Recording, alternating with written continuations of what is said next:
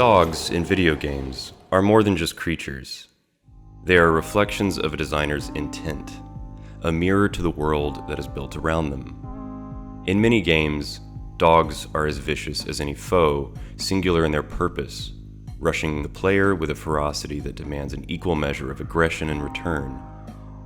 In these worlds, the rule is clear: violence begets violence, and survival requires it. Yet there are games that offer more nuance, where a wild dog might not just be an enemy, but a potential ally. With a little food, a little kindness, the binary flips. Enemy becomes friend. In this transactional dance, dogs become instruments, their loyalty bought for battle or bartered for secrets. This binary, the conditional flag exchange of hostile for friendly, has become a trope so ubiquitous that it's even been parodied. So, conventionally, dogs are not comrades in arms, instead tools, pawns in a game that demands allegiance to one side or another. From Software has a storied history with dogs in their games. From the feral dogs lurking in the shadows to the majestic beasts guarding gods and kings, each represents a spectrum reflected in the environment around them. Similarly, in Elden Ring, wild dogs roam among fellow beasts where the lines of hierarchy and chaos blur. Other dogs may wear collars, not as pets, but as weapons in the hands of men, trained to attack on command. In the lands between, beasts are denied reincarnation afforded by grace. Grace, the faint echo of a divine will that has long since abandoned these lands, chooses its favored selectively via the Erd tree. This tree, in its supernatural monopoly over life and death, exerts its control over all things, corrupting those who seek its power over others. Humans, subjugating and exploiting the creatures below, self-style their golden order as righteous enforcers against wildness, and force down the dispossessed beasts in their world.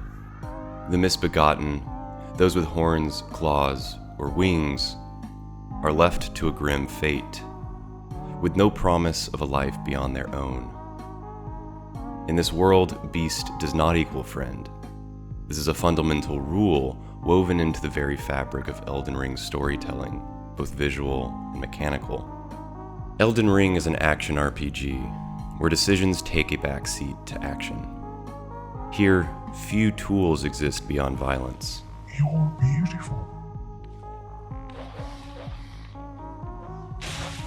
No words are available to sway, no coalitions to build across the divide.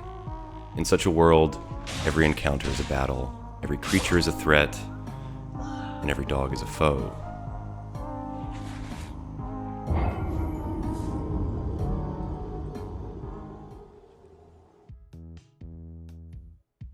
But some games show us that rules are mutable.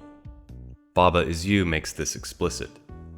Here, rules and relationships are not just coded into the game, they are a part of the world's material and environmental makeup as much as its mechanical language.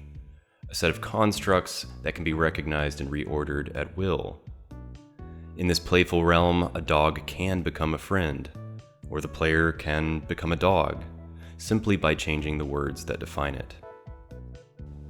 But, truthfully, in Elden Ring, there exists a glimpse of what might be. A single dog untouched by aggression, a persistent glitch or an oversight of code that governs the world. It stands as an artifact to possibility. You're beautiful.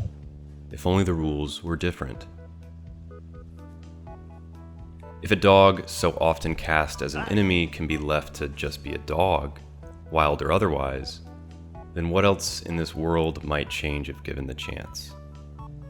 In the words of the perhaps least favorite character of Elden Ring, the loathsome dung eater, unleash it upon them, a cursed blessing to all.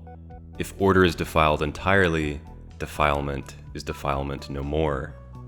Put another way, in the words of artist Aaliyah Black, we fight for liberation when they say it will ruin our futures. I gladly sacrifice my future as a cog in the death machine. These words echo a potential inversion of the natural order we see upon entering the lands between.